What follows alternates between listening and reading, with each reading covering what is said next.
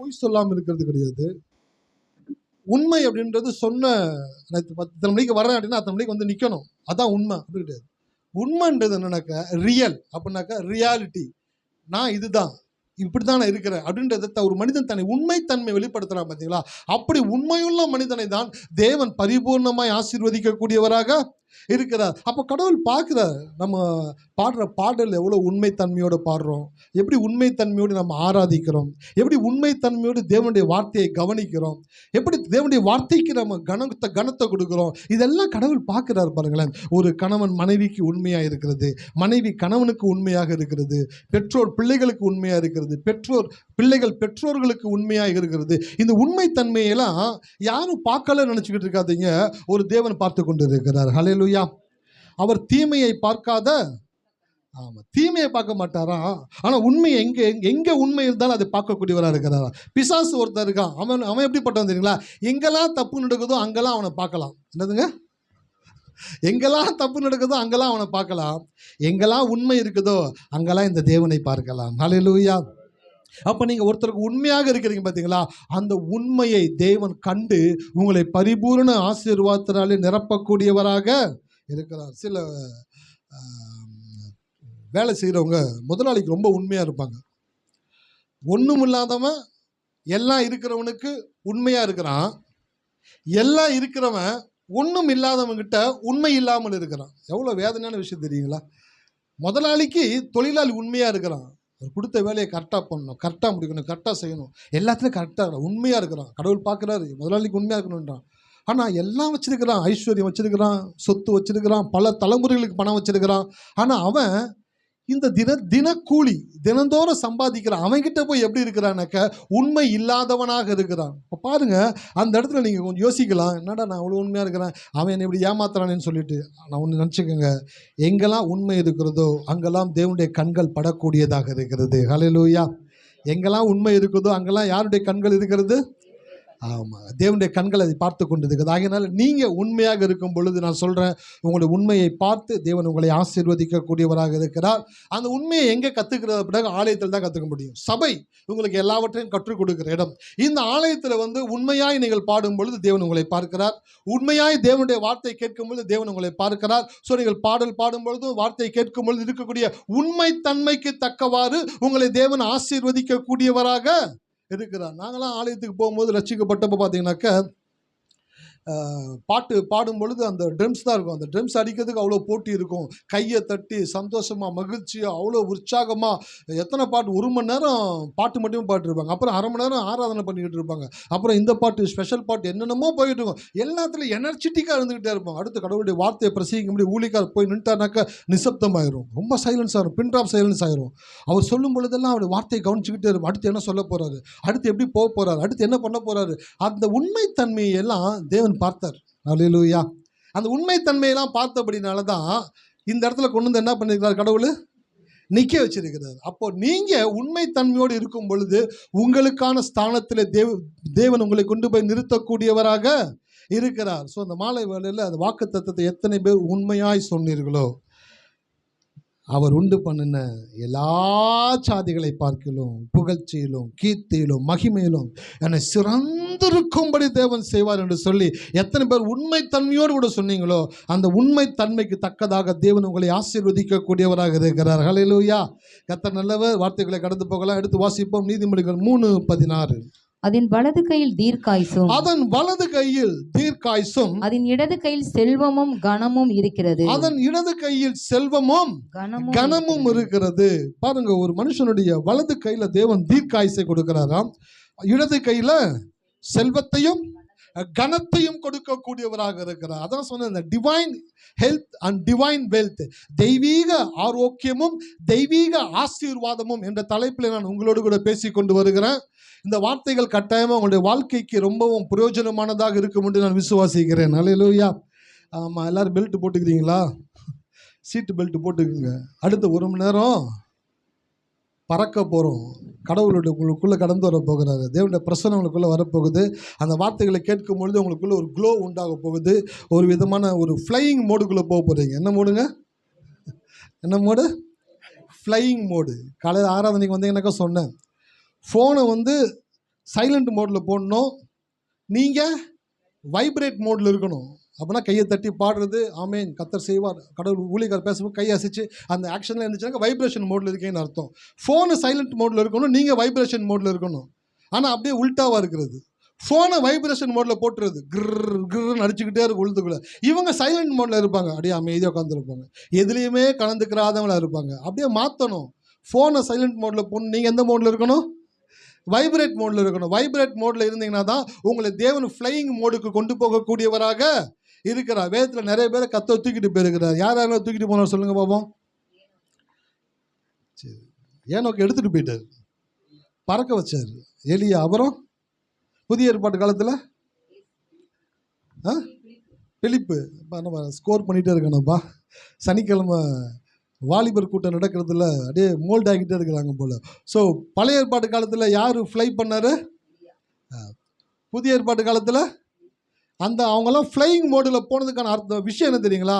அவங்களே எப்பயுமே வைப்ரேட் மோடில் இருந்துக்கிட்டே இருந்தாங்க, எப்பயுமே கத்தரை துதிச்சுக்கிட்டே இருந்தாங்க, கத்தரை பாடிக்கிட்டே இருந்தாங்க, அறிக்கை பண்ணி கொண்டே இருந்தாங்க, அப்படி ஊழியத்தை செய்து கொண்டே இருந்தாங்க. அப்போ யாரெல்லாம் வைப்ரேஷன் மோடில் இருக்கிறாங்களோ அவங்களாம் தேவன் ஃப்ளையிங் மோடுக்கு கொண்டு போகக்கூடியவராக இருக்கிறார். ஃப்ளையிங் மோட் அப்படின்னாக்க பறக்கும் தன்மைக்குள்ளே தேவன் கொண்டு போகக்கூடியவராக இருக்கிறார்.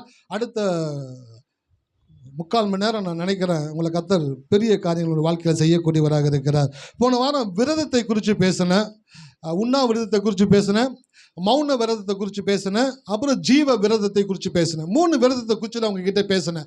பேசிட்டு வீட்டுக்கு போகணுன்னு எனக்குள்ள ஒரு பெரிய தாக்கம் உண்டாயிருச்சு. நானும் சாப்பிடாம இருந்து பல வருஷம் ஆச்சு. என்னதுங்க, ஒரு வேளை சாப்பிடாம இருந்தாலே முடியாது, உடம்புலாம் சும்மா அதிரும், அந்த மாதிரி பரபரப்பாகிடும். ஐயோ நம்மளால் இருக்க முடியாதுப்பா. ஒரு வேளை மதிய வேலை சாப்பிட்லாம் கை காலம் ஆட ஆரம்பிச்சிருது. ஆனால் யோசித்தேன், நம்ம விரதத்தை குறித்து பேசியிருக்கிறோமே, நம்ம இது வரைக்கும் சாப்பிடாமல் இருந்ததே இல்லையே ஒரு நாள் கூட, இன்னும் கொஞ்சம் இருந்து பார்க்கலாம் அப்படின்னு சொல்லிட்டு ஃப்ரைடே என்ன பண்ணிட்டேன் அப்படின்னாக்கா ஒய்ஃப்கிட்ட சொல்லிட்டேன், வேலைக்கிழமையே சொல்லிட்டேன், நான் வெள்ளிக்கிழமை வந்துட்டு நான் சாப்பிட போகிறதில்ல, ஃபாஸ்டிங் கிடையாது, உண்ணாவிரதம். அல்லேலூயா. எத்தனை பேர் இருக்கீங்க? என்ன கிடையாது? ஃபாஸ்டிங் கிடையாது. ஆமாம், உபவாசம் அப்படின்னாக்க சாப்பிடாம தேவனுடைய சமூகத்தில் தேவனை நோக்கி பார்த்துருக்கிறது உபவாசம். உண்ணாவிரதம் அப்படின்றது சாப்பாடு இருக்குது ஆனால் சாப்பிடாமல் இருக்கிறது. எது உண்ணாவிரதம்? ஒரு விஷயத்துக்காக நான் சாப்பிட மாட்டேன் அப்படின்ட்டு இருக்குது, ஆரோக்கியத்திற்காக, உடல் ஆரோக்கியத்துக்காக நான் சாப்பிட மாட்டேன் அப்படின்றதுக்காக வெள்ளிக்கிழமை என்ன பண்ணிட்டேனாக்கா உண்ணாவிரதம் மாதிரி இருந்துட்டேன். காலைல ஆஃபீஸ்க்கு போனேன், சாப்பிடல, மதியம் சாப்பிடல, அப்புறம் ஈவினிங் வந்து நான் சொன்னேன் நான் வந்துட்டு அடுத்த நாள் காலைல சாப்பிட்டுக்கிறேன் அப்படின்னு சொன்னேன் ஒய்ஃபுக்கிட்ட. பிடிச்சிட்டாங்க. டீயும் பிஸ்கட்டும் சாப்பிட்றீங்களா இல்லையா? 6 மணி ஆச்சு, சூரியன் அஸ்தமானம் எல்லாமே முடிஞ்சு போச்சு, சாப்பிடுங்க. நான் சக்கு சக்கு சக்கு சக்குன்னு சாப்பிட்டேன். வெள்ளிக்கிழமை வந்து உண்ணாவிரதம் முடிஞ்சிச்சு. அடுத்த சனிக்கிழமை சொன்ன ஒய்ஃபுக்கிட்ட நான் இன்றைக்கி மௌன விரதம் அப்படின்னு. அவங்க பார்த்தாங்க, வேலைக்கு போகும்போது வேலையில் அவங்கள்ட்ட பேசினேன், எனக்கு என்ன பண்ண போகிறீங்க உண்ணாவிரதம் இருந்துச்சு, எப்படி மௌன விரதம் இருக்க போகிறீங்க அப்படின்னு கேட்டாங்க. நான் யோசித்தேன், டிசைட் பண்ணிட்டேன், எப்படி போதோ எது வரைக்கும் போகுதோ போகட்டும் பார்க்கலாம் அப்படின்ட்டு கிளம்ப ஆரம்பிச்சிட்டேன். மௌன விரதம் இருக்கிறேன். என்றைக்குமே ட்ரெயினில் போகிறவன் என்கிட்ட யாரும் வந்து இந்த ஸ்டேஷன் என்னன்னு கேட்க மாட்டான். நான் உட்காந்து இருக்கிற ஒரு பெரிய ஒரு ஸ்டேஷனை மிஸ் பண்ணிட்டார் போல. தம்பி மாம்பழமா, தம்பி மாம்பழமான்றாரு. நான் பார்க்குறேன், என்னடா நம்மளுக்கிட்ட போய் மாம்பழமா இருக்கிறேன். பக்கத்தில் ஒருத்தர் பார்த்துட்டு, ஐயா இது மாம்பழம் ஸ்டேஷன் தான் அப்படின்னு சொன்னாரா. அப்பாடா நம்மளை காப்பாற்றலான்னு சொல்லிட்டு இறங்கி ஸ்டேஷன் வந்து நேராக ஆஃபீஸ்க்குள்ளே போகிறேன். என்றைக்குமே ஜிஎம் என்கிட்ட பேசவே மாட்டார். அன்னைக்குன்னு கூப்பிட்டு, என்னப்பா ஒரு மாதிரி நடந்து வர்ற அப்படின்னாரு. இல்லை ஒரு மாதிரி நடந்து வரையா என்னன்னு கேட்டார். என்னப்பா நான் பேச மாட்டேன்னார். என் கூட வேலை பார்க்குறவன்ட்ட சொல்லிட்டேன், டே தம்பி நான் மௌன விரதம், எந்த சிறுமு சதாச்சும் நடந்துச்சுன்னு நீ தான் ஹேண்டில் பண்ணணுன்ட்டு. அவன் டக்குன்னு எழுந்திரிச்சிட்டான். சார் இன்றைக்கி அவர் வந்து மௌன விரதம் சார். இது மௌன விரதமா? அப்புறம் ஏன்பா வேலைக்கு வந்த? அப்படியே வீட்டுக்கு போ, அப்படியே வீட்டுக்கு போ அப்படின்னாரா. அப்புறம் நேராக வந்து சீட்டில் உட்காந்துட்டேன்.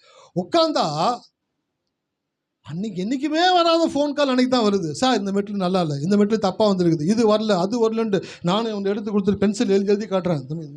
அவன் பார்க்குறேன், எழுத்து புரியலையே, ஆனால் நீங்கள் மௌனம் வரது இருக்கிறது என்னைய போட்டு சிக்கலில் சிக்க வைக்கிறீங்களே, என்ன எழுதிருக்கீங்கன்னே புரியலையே. நான் பார்க்குறேன், திருப்பி எழுதுனா திருப்பி புரிய மாட்டேங்குது, பேசிடலாமான்னு தோணுது. ஆனால் எவ்வளோ தூரம் ஸ்ட்ரெச் பண்ணுமோ ஸ்ட்ரெச் பண்ணலான்ட்டு ஸ்ட்ரெச் பண்ணிட்டே இருக்கிறேன். ஆனால் அந்த மௌன விரதம் இருக்க ஒரு விஷயத்தை கண்டுபிடிச்சேன். மனிதர்களோடு நான் ஏற்படும் தொடர்புகள் கம்மியாகி தேவனோடு நான் பேசக்கூடிய நேரங்கள் அதிகமானதை நான் கவனித்தேன். ஹல்லேலூயா. எத்தனை பேர் இருக்கீங்க? அப்போ சாப்பிடாம இருக்கும் பொழுது உடல்ல ஒரு ஆரோக்கியம் உண்டாகுது. பேசாம இருக்கும் பொழுது, அந்த கண்ட்ரோல் பண்ணும் பொழுது என்ன நடக்குதுனாக்கா, கோபம் கம்மியாகுது, பகைமை கம்மியாகுது. ஒருத்தர் பேசணும்னு டக்குன்னு அவங்களுக்கு எதிர் பேசணுமேன்ற எண்ணம் வரமாட்டேங்குது. நிறைய காரியங்கள் அப்படியே எக்ஸ்ட்ராக்ட் பண்ணி போகிறத பார்த்தேன். அப்போ தான் உணர்ந்தேன் நான், சாப்பிடாமல் இருக்கும் பொழுது உடல் ஆரோக்கியத்துக்குள்ளே வருது, பேசாமல் இருக்கும் பொழுது மனம் ஆரோக்கியத்திற்குள்ளே வருது. ஆனால் கடவுளுடைய வார்த்தையை சிந்தித்து கொண்டே இருக்கும் பொழுது, கடவுளுடைய வார்த்தையை பேசிக்கொண்டே இருக்கும் பொழுது எனக்குள்ள ஆரோக்கியம் வராமல் இருக்கிறது எப்படி? ஹல்லேலூயா. கடவுள் ஆரோக்கியத்திற்காக உங்களை தெரிந்து கொண்டிருக்கிறார். இன்னைக்கு 5 விதமான விரதம் இருக்குது. அதில் 2 விதமான விரதத்தை போன வாரம் பேசிட்டேன். உண்ணாவிரதம், 2வது மௌன விரதம். அடுத்து ஒரு விதம் இருக்கு, காணா விரதம். என்னதுங்க காணா விரதம்? அப்படின்னாக்க எனக்கு சம்மந்தம் இல்லாத நான் பார்க்க மாட்டேன். அடுத்து கேளா விரதம், எனக்கு சம்மந்தம் இல்லாததை நான் கேட்க மாட்டேன். அடுத்த விரதம் 5வது ஒன்று இருக்குது, தூங்கா விரதம். என்னதுங்க தூங்கா விரதம். இது ரொம்ப கஷ்டமானது. எப்படி சார் தூங்காம இருக்க முடியுமா ஒரு மனுஷன்? தூங்காம இருக்கிறது இல்ல, ஒரு விஷயத்தை செய்யாம நான் தூங்க மாட்டேன். ஹல்லேலூயா. இன்னைக்கு ஃபுல்லா நான் பிஸியா இருந்தேன், என்னால் பைபிள் வாசிக்க முடியல, என்னால் கொஞ்ச நேரம் ஜெபிக்க முடியல, என்னால் கொஞ்ச நேரம் கடவுளோட பேச முடியல. ஆனால் இந்த காரியத்தை செய்யாம நான் என்ன பண்ண மாட்டேன், தூங்க மாட்டேன். அப்படின்ற ஒரு விரதத்தை நீங்க எடுத்தீங்க அப்படின்னாக்க, நீங்க அந்த விரதத்தை கடைபிடிக்க உங்களுக்குள்ள தேவனுடைய வல்லமை அதிகமாகி கொண்டே இருக்கக்கூடியதாக இருக்கிறது. இன்னைக்கு ஒரு விரதத்தை குறித்து பேச போறேன், ஆரோக்கிய விரதம். எல்லாரும் சொல்லுங்க, ஆரோக்கிய விரதம். திருப்பி சொல்லுங்க. இந்த விரதம் எத்தனை நாள் இருக்கிறது? 1 நாள், 7 நாள், 40 நாள், 100 நாள், வாழ்நாள் எல்லாம் இருக்கணும். என்ன இருக்கணுங்க? ஆரோக்கிய விரதம். நீங்கள் வாழ்நாள் எல்லாம் இருக்க வேண்டும் என்று தேவன் விரும்புகிறார். அப்படி என்றால் நீங்கள் ஆரோக்கியத்தை மாத்திரமே சிந்திக்கணும், ஆரோக்கியத்தை மாத்திரமே பேசணும், ஆரோக்கியத்தை மாத்திரமே எதிர்பார்த்து நீங்கள் வாழும் பொழுது நீங்கள் ஆரோக்கிய விரதத்தில் இருக்கிறீர்கள் என்பதை தேவன் அறிந்து கொள்ளக்கூடியவராக இருக்கிறார். இன்னைக்கு அதை குறித்து தான் உங்கள்கிட்ட நான் பேச போகிறேன். ஒரு முறை நிகழ்வது தெய்வீக சுகம், ஆனால் ஒவ்வொரு நொடியும் சுகமாய் இருப்பதே தெய்வீக ஆரோக்கியம். ஹல்லேலூயா. எத்தனை பேர் இருக்கீங்க? 2 காரியங்கள் இருக்குது. ஒன்று தெய்வீக சுகம், 2வது தெய்வீக ஆரோக்கியம். தெய்வீக சுகம் ஒரு முறை நடப்பது தெய்வீக சுகம்.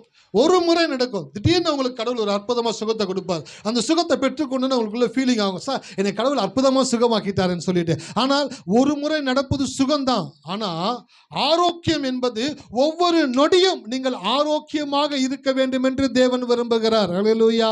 எத்தனை பேர் இருக்கிறீங்க? ஆமா, தெய்வீக ஆரோக்கியத்தில் வாழ்வது என்பது ஒரு வரம். தெய்வீக ஆரோக்கியத்தில் வாழ்வது என்பது, எல்லாரும் சொல்லுங்களேன், என்னதுங்க அது? வரோம் சார். அது தெய்வீக ஆரோக்கியத்தில் வாழ்றது வரோம்.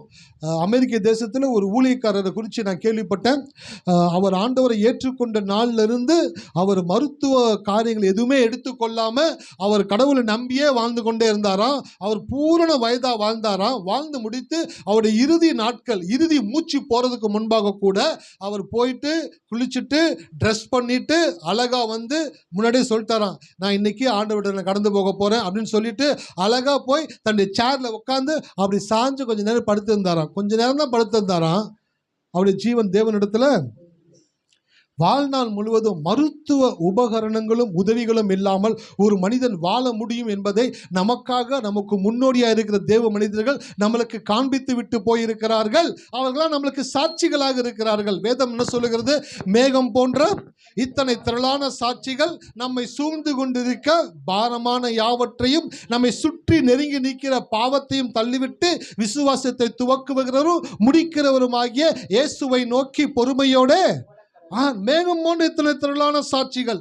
வாழ்க்கையில் என்றைக்குமே நல்ல சாட்சிகளை பார்க்கணும். என்ன பார்க்கணும்? சில பேர் உருப்படாதவங்களா பார்த்துட்டே இருப்பாங்க. கெட்டு போனவன், பின்வாங்கி போனவன், கடவுளை விட்டு போனவன், கடவுளுக்கு துரோகம் பண்ணவன், இவங்களை குறித்து பார்த்துக்கிட்டே இருப்பாங்க. அதெல்லாம் என்னன்னாக்க சாட்சிகள் கிடையாது, அதெல்லாம் வேஸ்ட்டு. அதை பார்க்க நம்மளால விசுவாசத்தில் வளர முடியாது. நாம் பார்க்க வேண்டிய சாட்சிகள் யார் என்றால் கடவுளுக்காக வாழ்ந்தவர்கள். சங்கீதத்தில் வசனம் போட்டிருக்கு, நீ உத்தமனை நோக்கி செம்மையானவனை பார்த்தது, அந்த மனுஷனுடைய முடிவு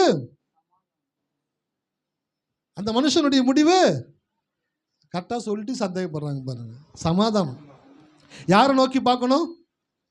உத்தமனை நோக்கி நீ செம்மையானவனை பார்த்திரு. அந்த மனுஷனுடைய முடிவு சமாதானம் என்றால் அவரையே பார்த்து கொண்டிருக்கிற உன்னுடைய முடிவும் சமாதானமாகவே இருக்கும். அப்போ ஒரு மனுஷன் வியாதியே இல்லாமல் இந்த உலகத்தில் வாழ்ந்து முடித்திருக்கிறார் என்றால் அவருடைய அந்த விரதத்தை பார்த்து நான் ஆச்சரியப்படுகிறேன்.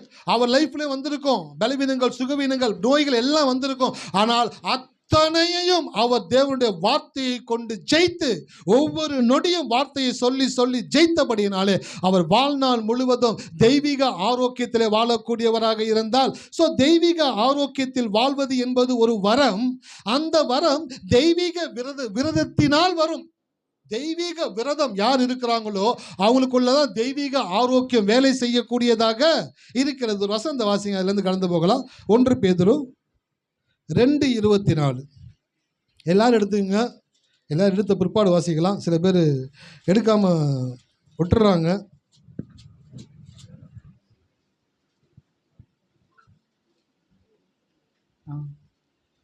நாம் பாவங்களுக்கு செத்து 2:24 வாசிங்க. நாம் பாவங்களுக்கு செத்து நீதிக்கு பிழைத்திருக்கும்படிக்கு அவர் தாமே தமது சரீரத்திலே நம்முடைய பாவங்களை சிலுவை மேல் சுமந்தார். அவருடைய தழும்புகளால் குணமானீர்கள். அவருடைய தழும்புகளால் குணமானீர்கள். அவருடைய தழும்புகளால் குணமானீர்கள். இன்னொரு வசனம் வாசிங்க. இதே வசனம் ஏசாயால 53:5 போட்டிருக்கு. வாசிங்க.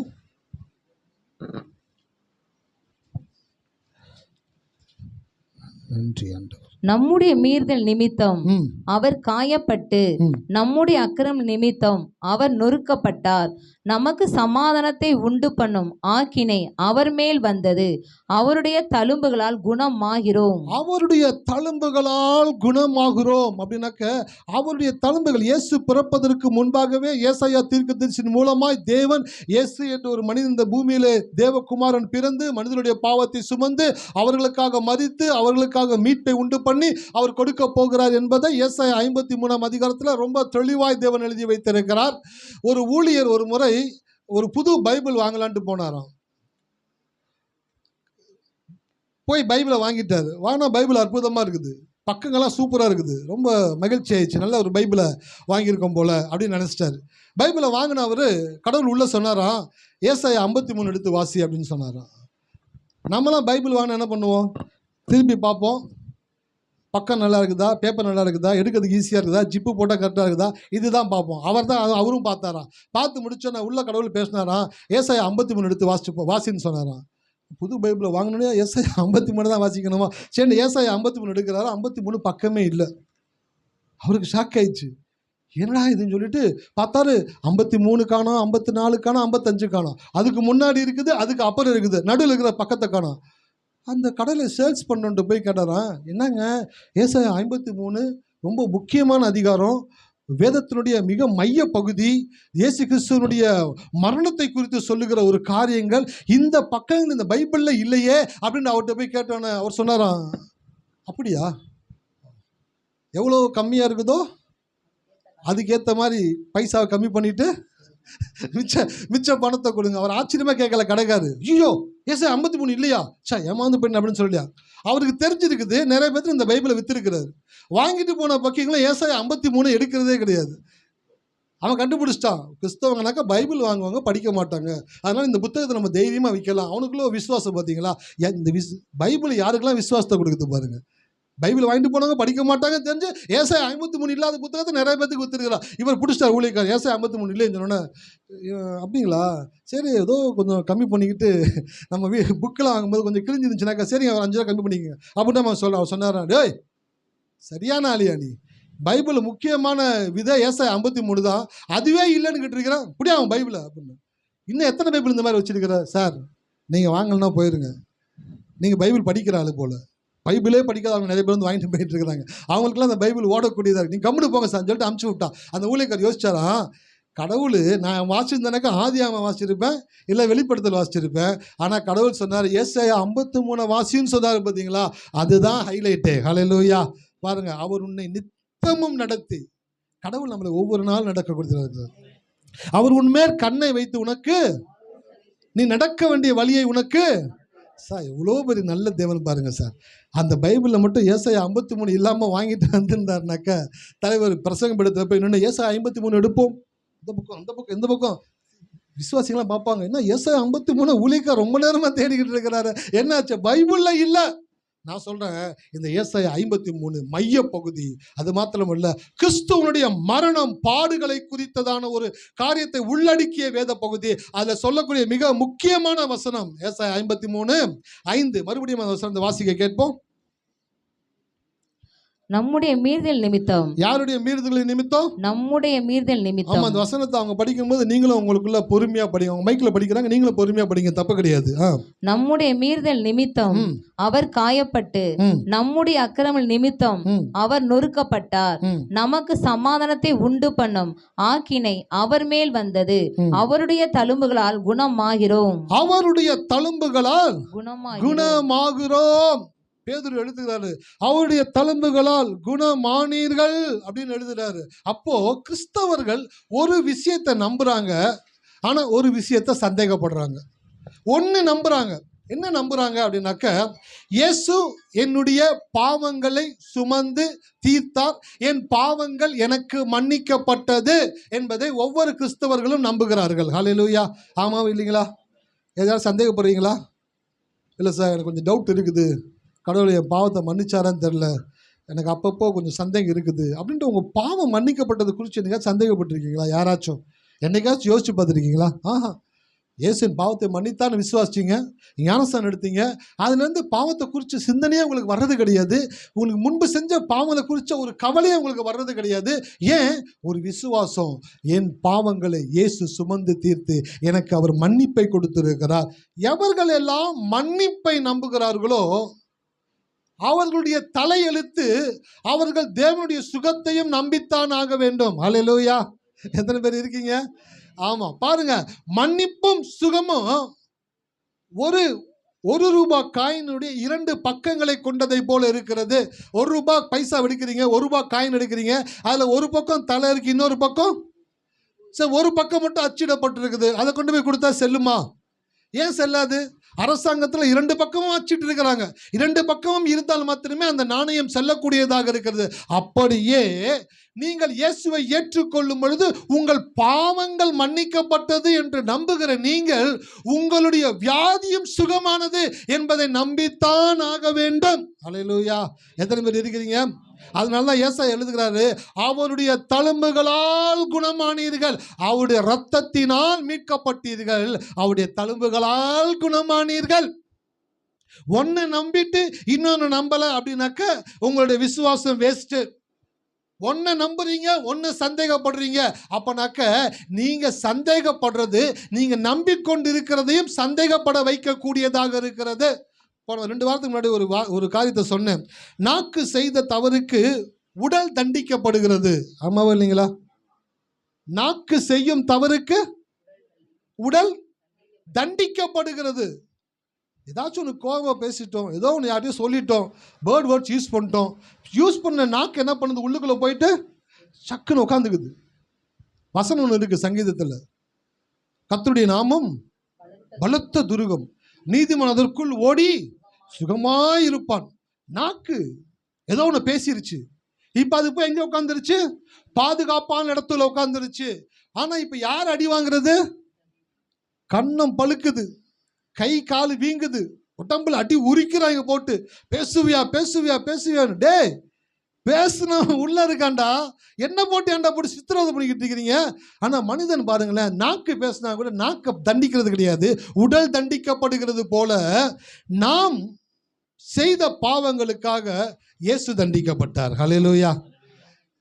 நான் யோசித்தேன், இந்த மாதிரி வெளிப்பாடெல்லாம் எங்களுக்கு வர்றது இல்லையா ஆண்டவரே, இவ்வளோ சூப்பரான வெளிப்பாடெல்லாம் கொடுக்குறீங்களேன்னு. இன்னும் பெரிதானவைகளை காண்பாய். என்னதுங்க? இன்னும் பெரிதானவைகளை காண்பாய். இன்னும் தேவன் நமக்கு நிறைய வெளிப்பாடுகளை கொடுக்க போகிறாரு. நாக்கினுடைய தவறினாலே உடல் தண்டிக்கப்படுகிறதை எப்படி நம்ம அக்செப்ட் பண்ணிக்கிறோமோ. யாராச்சும் கேட்டிருக்கீங்களா? ஏங்க என் நாக்கு தானே பேசிச்சு, சும்மா கையில் போட்டு அடிச்சுக்கிட்டு இருக்கீங்க, அன்னைக்கு யாராச்சும் கேட்குறீங்களா? போயிட்டு நாக்கு பண்ண தப்புக்கு உடல் அடிக்கப்பட்டாக்க அந்த தண்டனை ஏற்றுக்கொள்றீங்களே, அப்போ மனிதன் செய்த பாவத்திற்கு இயேசு தண்டிக்கப்பட்டார். ஹல்லேலூயா. சரி, மனுஷன் செஞ்ச பாவத்துக்கு இயேசு தண்டனையை அனுபவித்தார் என்றால் அந்த தண்டனையின் மூலமாக 2 காரியங்கள் நடந்தது. ஒன்று, நம்மளுடைய பாவங்கள் மன்னிக்கப்பட்டது. அவருடைய இரத்தத்தினாலே நம்முடைய பாவங்கள் மன்னிக்கப்பட்டது. அவருடைய தழும்புகளினாலே நாம் குணமாக இருக்கிறோம். ஹல்லேலூயா. எத்தனை பேர் இருக்கிறீங்க? எல்லாரும் வாய்களை திறந்து சொல்லுங்க, இயேசுவின் இரத்தத்தினாலே என் பாவங்கள் மன்னிக்கப்பட்டது, அவருடைய தழும்புகளினாலே நான் குணமானேன். ஆமென். ஹல்லேலூயா. இதை இன்னும் டீப்பாக உங்களுக்கு புரிஞ்சுக்கிறதுக்கு இன்னும் நான் 2-3 வாரம் பிரசங்கிக்கணும். அதுக்கு நான் தயாராக இருக்கிறேன். ஏன் அப்படின்னாக்க, மன்னிப்பை நம்புறவங்க சுகத்தை நம்பலைனாக்க, நீங்கள் நம்பாத சுகம் நீங்கள் பெற்றுக்கொண்ட மன்னிப்பையும் சந்தேகப்பட செய்யக்கூடியதாக இருக்கிறது. ஹல்லேலூயா. இது எப்படி பிரீஃப் பண்ணுறதுன்னு எனக்கு தெரில, ஆனால் அதை உங்களை பிரீஃப் பண்ண விரும்புகிறேன். இயேசுவின் பலியினால் நித்திய மன்னிப்பு மாத்திரமல்ல, இயேசுவின் தழும்புகளால் நிரந்தர சுகத்தையும் பெற்றிருக்கிறோம். நம்ம ஆளுங்க 2 விஷயத்த சொல்லணும், ஒன்றை மட்டும் சொல்லிட்டு போயிட்டாங்க. என்ன சொல்லிட்டு போயிட்டாங்க? 2 விஷயத்த சொல்லணும் ஊழியக்காரங்க. ஒன்று சொல்லிட்டாங்க, ஒன்று சொல்லாமல் விட்டுட்டாங்க. அதனால தான் இன்றைக்கி கிறிஸ்தவ சமுதாயம், கிறிஸ்தவ சபைகள், சபைக்குள் இருக்கக்கூடிய விசுவாசிகள் பலவீனத்திலும் சுகவீனத்திலும் வியாதியிலும் வாழ்ந்து கொண்டு இருக்கிறார்கள். பரவாயில்ல, அட்ஜஸ்ட் பண்ணிக்கிறேன், பொறுத்துக்கிறேன், மேனேஜ் பண்ணிக்கிறேன், அந்த வார்த்தையெல்லாம் பயன்படுத்தவே கூடாது. அந்த வார்த்தைகளுக்கும் நமக்கும் சம்பந்தம் இல்லை. 2 காரியங்களை ஊழியக்காரங்க சொல்லியிருக்கணும். ஆனால் ஏதோ தவறுதலாக ஒன்றை மிஸ் பண்ணிட்டாங்க. ஆனால் அந்த மிஸ் பண்ணது மிகப்பெரிய ஒரு இம்பாக்டை கிறிஸ்தவ லைஃப்பில் உண்டாக்கக்கூடியதாக இருந்துருச்சு. ஒன்று, இயேசுவின் பலியினால், அப்படின்னாக்க ரத்தம் சிந்துதலினால் நித்திய மன்னிப்பு உண்டானது. என்ன மன்னிப்புங்க? அடிக்கடி மன்னிப்பு கேட்குறீங்களா? சில பேர் கேட்குறாங்க, தப்பு பண்ணிட்டு மன்னிப்பு கேட்குறாங்க. பரவாயில்ல, தேவன் மன்னிப்பார். ஆனால் அந்த மன்னிப்பு என்ற உண்மையான தரத்தினுடைய காரியங்கள் உங்களுக்கு நித்தியமாய் தேவன் கொடுத்திருக்கிறார். அப்போ மன்னிப்பை உங்களுக்கு கடவுள் எப்படி கொடுத்திருக்கிறாரு? நித்திய மன்னிப்பை கொடுத்திருக்கிறாரு. இயேசுவின் பலியினால் நித்திய மன்னிப்பையும் இயேசுவின் தழும்புகளால் நிரந்தர சுகத்தையும் தேவன் கொடுத்திருக்கிறார். இந்த 2 காரியங்களை ஒரு மனுஷன் புரிஞ்சுக்கிட்டாதான் அவன் உண்மையான ரட்சிக்கப்பட்டவனே அர்த்தம். இந்த ஒன்றை மட்டும் புரிஞ்சுக்கிட்டு ஒன்றை விட்டுட்டானாக்க அவன் ரட்சிக்கப்பட்டதற்கும் பிரயோஜனம் இல்லாமல் போகிறது. பாருங்க, இயேசுவுக்கு முன், இயேசுவுக்கு பின். இயேசுவுக்கு முன் என்ன நடந்துச்சுனாக்க, பாவங்களுக்காக பலி செலுத்த வேண்டும். ஒரு பலி ஒரு முறை மாத்திரமே பாவத்தை மன்னிக்கும். ஹல்லேலூயா. லேவியராகமம், என்னாகமத்தில் எடுத்து வாசித்து பார்த்தீங்கன்னாக்க அந்த பலிகளின் முறைமை குறித்து மோசே எழுதுகிறார். எழுதும் பொழுது பாவங்களுக்கு தக்கதாக பலி செலுத்த வேண்டும். அந்த பலி ஒரு முறை மாத்திரமே பாவத்தை மன்னிக்கும். ஒருத்தர் தப்பு பண்ணிட்டான், ஒருத்தர் தவறு செஞ்சுட்டான், கடவுளுக்கு விரோதமா ஏதோ ஒரு பாவம் பண்ணான். அவன் என்ன பண்ணணும்னாக்க, அவன் பாவத்துக்கு தக்கதாக, அப்படின்னாக்க அவன் செஞ்ச பாவத்தை போய் ஆசாரியன்ட்ட சொல்லணும். சொன்ன உடனே ஆசாரியன் சொல்லுவார், இந்த பலிகளை கொண்டு வா, புறாவை கொண்டு வா, இல்லைனாக்கா என்னதுங்க, ஆட்டை கொண்டு வா, இல்லை மாட்டை கொண்டு வா. அவனுடைய பாவத்தினுடைய வீரியத்துக்கு தக்கதாக பலியினுடைய காரியங்களை நிர்ணயம் பண்ணி வச்சிருப்பாங்க. லேவியராகமத்தில் எல்லாத்தையும் தேவன் எழுதி வைத்திருக்கிறார். அப்போ ஆசாரியன் சொல்லுவான், இந்த பலியை கொண்டு வான்னு சொல்லுவான். அப்போ அந்த பாவம் செஞ்சவன் அந்த பலியை கொண்டு வந்து கொடுத்தோன்னே அந்த பலியினுடைய தலையை வெட்டி ரத்தத்தை எடுத்து தோலை உரித்து அதை சந்தா கட் பண்ணி அதை கட்டைகளின் மேலே அடுக்கி அதை எரிக்கும் பொழுது அந்த ஆசாரியன் சொல்லுவான், பாரு, நீ செஞ்ச பாவத்துக்காக இந்த வாயில்லாத ஜீவன் என்ன பண்ணுதுனாக்க உனக்காக பலியாகப்படுகிறது. இதனுடைய ரத்தம் சிந்துதலின் மூலமாக தேவன் உன் பாவத்தை மன்னிக்கிறார், இனி பாவம் செய்யாது, போ என்று சொல்லி அனுப்புகிறாரு. அவர் அனுப்பும் பொழுது போறவன் திருப்பி 1 மாசத்துல ஒரு பாவம் பண்ணிட்டான்னு வச்சுங்களேன், திருப்பி ஆசாரியன்ட்ட வருவான். ஆசாரியன் அப்படியே பார்ப்பான், இந்த டிக்கெட்டை போன மாதம் தான் பார்த்த மாதிரி தெரியும், திருப்பி இந்த டிக்கெட் வந்துருக்கு. அதனால் எனக்கு கேட்பான், ஐயா பாவம் பண்ணிட்டியா, உனக்கு இதே வேலையாக போச்சு, போகிறதும் பாவம் பண்ணுறது வருதும், சரி போ, என்ன பண்ணுற, இந்த ஒரு மாடு எடுத்துடும், போ, அந்த மாடு எடுத்து வந்து திருப்பி செஞ்சு கட் பண்ணி திருப்பி, இப்படியே அவன் வாழ்நாள் முழுவதும் அவன் பாவத்திற்கு வேண்டிய பரிகாரமாகிய பலியை செலுத்தி கொண்டே இருப்பானான். ஆனால் இதுக்கெல்லாம் தேவன் ஒரு முடிவை கொண்டு வந்தான். என்ன கொண்டு வந்தார்னாக்க, ஒவ்வொரு முறையும் பாவம் செய்யும் பொழுதெல்லாம், மனிதன் பலி செலுத்தும் பொழுதெல்லாம் அவன் பாவம் மன்னிக்கப்படுகிறது. ஆனால் நித்திய நிரந்தரமான ஒரு நித்திய மீட்பை மனிதனுக்கு உண்டாக்க வேண்டும், மன்னிப்பை உண்டாக்க வேண்டும் என்பதற்காக அவர் தன்னுடைய சொந்த குமாரனை இந்த பூமியிலே அனுப்பி அவரை கொன்று அவருடைய இரத்தத்தினாலே நித்திய மீட்பை, நித்திய மன்னிப்பை தேவன் நமக்கு கொடுத்திருக்கிறார். ஹல்லேலூயா. மன்னிப்பை குறித்து ரொம்ப பரவலாக கிறிஸ்தவ சமுதாயத்தில் பேசுகிறாங்க. மன்னிக்க குறித்து நிறைய பேர் பேசுகிறதுனால எல்லாத்துக்கும் என்ன ஆகுதுனாக்கா, மன்னிப்பு வந்து ரொம்ப ஃப்ரீயாக மைண்டில் பதிஞ்சிருச்சு. நீங்கள் இயேசு ஏற்றுக்கொண்டீங்களா? ஆமாம். உங்கள் பாவம் மன்னிக்கப்பட்டுச்சா? என் பாவம் மன்னிக்கப்பட்டது, இயேசு என் பாவத்துக்கான பலியானால் இன்றைக்கு நான் ரட்சிக்கப்பட்டிருக்கிறேன். ஒரு பக்கம் மட்டும் நம்புகிற நீங்கள், இன்னொரு பக்கம் இருக்குது, அதை குறித்தும் நீங்கள் நம்பணும். அது என்ன தெரியுங்களா? அவர் என்னுடைய பாவங்களுக்காக மரித்து எனக்கு பாவத்துக்கான மன்னிப்பை கொடுத்திருக்கிறார் என்பது எத்தனை உண்மையோ அத்தனை உண்மை. அவருடைய தழும்புகளினாலே நான் சுகமாக இருக்கிறேன். அல்லேலூயா. அவருடைய தழும்புகளினாலே நான் சுகமாக இருக்கிறேன் சொல்லிக்கிட்டே இருக்கணும். என்ன பண்ணணுங்க? அவருடைய தழும்புகளினாலே சுகமாக இருக்கிறேன், அவருடைய தழும்புகளினால சுகமாக இருக்கிறேன். இதில் என்ன குளறுபடி ஆயிடுச்சு அப்படின்னாக்க, கடவுள் கொடுத்த மன்னிப்பை நம்புறீங்க, ஆனா கடவுள் கொடுத்த சுகத்தை என்ன பண்றீங்க? பேச மாட்டேன். யார் மௌனம் வருது? எத்தனை பேர் மௌனம் வருது இன்னைக்கு? நான் தான் சனிக்கிழமை மௌனம் வருது இருந்தேன். இன்னைக்கு எல்லாரும் மௌனம் வருதமாக இருக்கிறீங்க. பேசுனீங்கன்னா தானே, நீங்கள் பேசும்போது தான் நான் உங்களுக்கு திருப்பி ரிப்ளை கொடுக்க முடியும். ஸோ ஒன்று, மனிதன் இயேசுவின் ரத்தத்தினாலே உண்டான மன்னிப்பை என்ன பண்ணுறான்? நம்புகிறான். அதனால ரட்சிக்கப்பட்டிருக்கான், அதனால ஞானஸ்தானம் எடுத்தான். அந்த நம்பிக்கையினாலே தேவனை தேடி ஆலயத்துக்கு வருகிறான். ரெண்டாவது ஒரு விஷயம், இயேசுவின் ரத்தத்தினாலே எனக்கு பாவ மன்னிப்பு உண்டானது எத்தனை உண்மையோ அத்தனை உண்மை அவருடைய தழும்புகளினாலே நான் சுகமானேன். அல்லேலூயா. இதை நம்பல, இதை சந்தேகப்பட்டீங்க அப்படின்னாக்க, சுகத்தை சந்தேகப்பட்டீங்க அப்படின்னாக்க உங்களுடைய மன்னிப்பையும் நீங்கள் சந்தேகப்படுகிறீர்கள் என்றுதான் அர்த்தம். அதனால தான் நிறைய பேருக்கு என்னன்னாக்கா, வாழ்க்கையில் நிறைய காரியங்கள் நடக்காமே இருக்குது, நிறைய காரியங்கள் மாறாமே இருக்குது. ஏன்? அவங்களுடைய லைஃப்பில் ஒரு காரியம் நடந்திருக்குது, மன்னிப்பை நம்புகிறாங்க, சுகத்தை என்ன பண்ணல? சுகத்தை நம்பலை. சாப்பாடு நல்லா சூடாக வடிச்சிட்டாங்க, குழம்பு என்ன பண்ணிட்டாங்க? கொலை பண்ணிட்டாங்க. குழம்பு என்ன பண்ணிட்டாங்க? கொலை பண்ணிட்டாங்க. அம்மாவும் பொண்ணு சேர்ந்து சமைச்சிருக்கிறாங்க. அம்மா உப்பு போட்டு போயிட்டாங்க. பொண்ணு போய் தொட்டு நாக்கு வச்சு பார்க்குது, உப்பு இன்னும் கரையவே இல்லை. இப்போ நாக்கு விட்டு அம்மா உப்பு போடல, இந்த பொண்ணு கொஞ்சம் உப்பு போட்டு போயிடுச்சு. திருப்பி அம்மா வராங்க, ஐயோ உப்பு போட்டோமா இல்லையான்னு தெரியலையே. திருப்பி அவங்க தொட்டு பார்க்குறாங்க, உப்பு இல்லாத மாதிரி தெரியுது. அவங்க கொஞ்சம் உப்பை போடுறாங்க. ஃபுல்லாக கொதிச்சு முடிச்சிச்சு குழம்பு. சாப்பாடு நல்லா சுட சுட வந்து வைக்கிறாங்க தேர்ஸ்டாலில். அப்படியே ஆனால் ஆய் பிறகுது. வீட்டுக்காரு பிள்ளைங்களாம் உட்காந்துருக்காங்க. போடுங்க போடுங்க போடுங்க மம்மி, சீக்கிரம் சீக்கிரம் சீக்கிரம்தாங்க. அப்படியே சாப்பாடு வாரி அங்கே தட்டில் போட்டோன்னு ஊற்றுங்க ஊற்றுங்க, நல்லா அந்த வட்டத்தில் ஊற்றுங்க, வட்டத்தில் ஊற்றுங்கன்றாங்க. அம்மா எடுத்து ஊற்றுறாங்க, வட்டத்தில் ஊற்றுனோன்னு பிசைஞ்சு அப்படியே வாயில் வைக்கிறான். பார்த்தா அப்படியே முழிக்கிறான். என்னடான்னு கேட்குறாங்க. அம்மா அவ்வளோ நல்லாவும் சமைச்சிருக்கிறேன், அந்த பக்கமா என்னடா ஆச்சுன்னு கேட்குறாங்க. உப்பு போடலை, உப்பு மட்டும்தான் போட்டிருக்கிறீங்க, சாப்பாடு நல்லா இருக்குது, ஆனால் குழம்ப கொலை பண்ணனால சரியாக சாப்பிட ரெண்டு வேஸ்ட்டாக போச்சா இல்லையா? அதே போல தான் மன்னிப்பை நம்புறீங்க, சுகத்தை என்ன பண்ணுறது இல்லை, நம்புறது. மன்னிப்பை என்ன பண்ணுறீங்க சொல்லுங்க? மன்னிப்பை நம்புறீங்க, இயேசு பாவத்தை மன்னிச்சா நம்புறீங்க. ஆனால் கடவுளுடைய இயேசுனுடைய சரீரத்தில் உண்டான தழும்புகளினால் நீங்கள் என்ன, நீங்கள் சுகமானீங்கன்னு வேதம் சொல்லுது.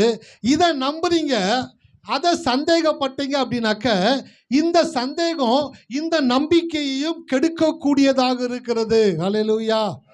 அப்போ எவ்வளோ பெரிய ஒரு விஷயத்தை நீங்கள் பண்ணுறீங்கன்னு உங்களுக்கு தெரியல.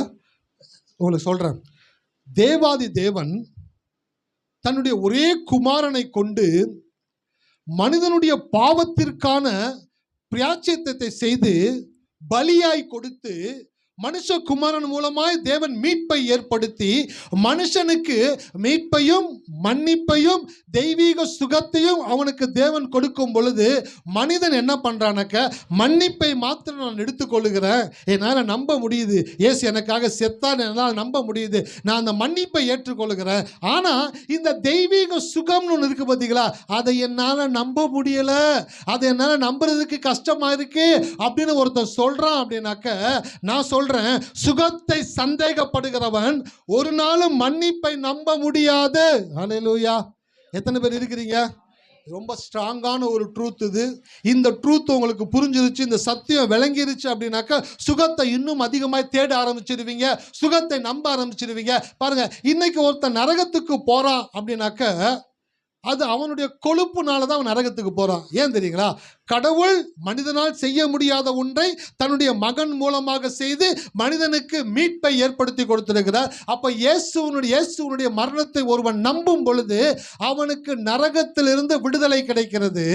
இரண்டாவது, அந்த இயேசுவினுடைய தழும்புகளினாலே சுகமானேன் என்பதை நம்பும் பொழுது அவனுக்கு வியாதியிலிருந்து சுகம் கிடைக்கிறது. ஹல்லேலூயா. எத்தனை பேர் இருக்கிறீங்க? நீங்களாம் நரகத்திலிருந்து தப்பிக்கப்பட்டிருக்கீங்களா?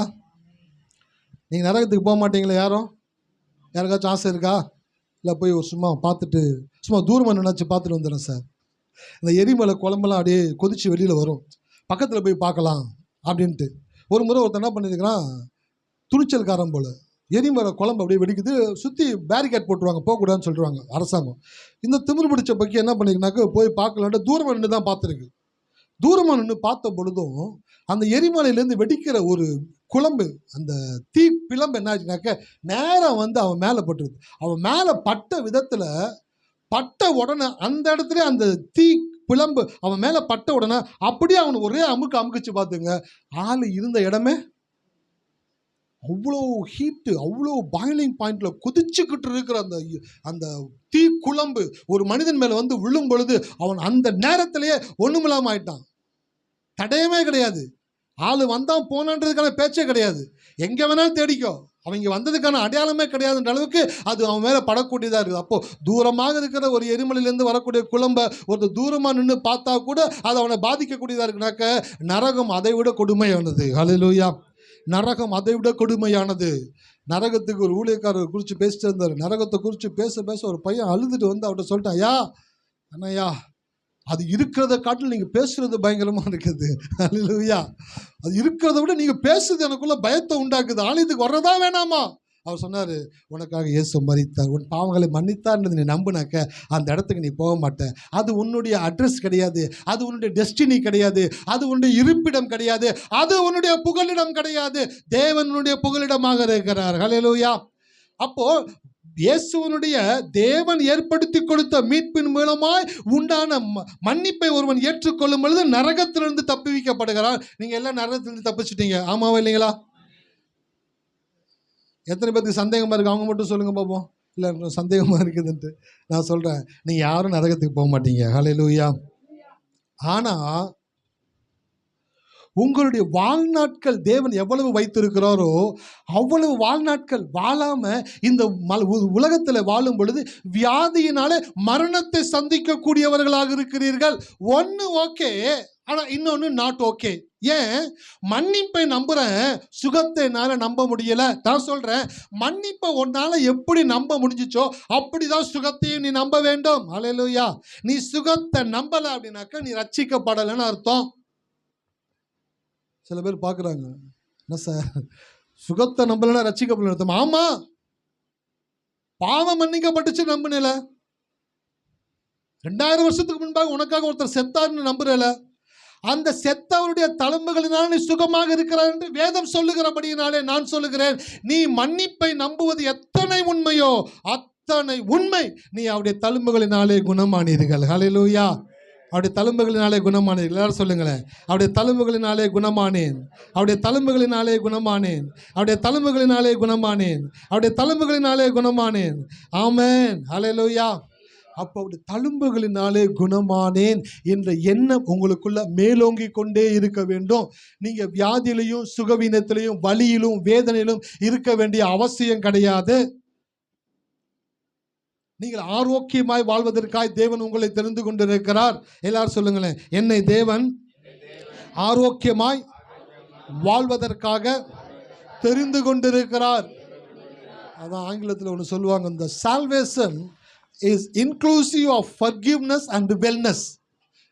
ஆங்கிலத்தில் சொல்லுவாங்க. தமிழில் ரட்சிப்பு என்பது மன்னிப்பும் சுக வாழ்வும் இணைந்த ஒன்று தான் ரட்சிப்பு.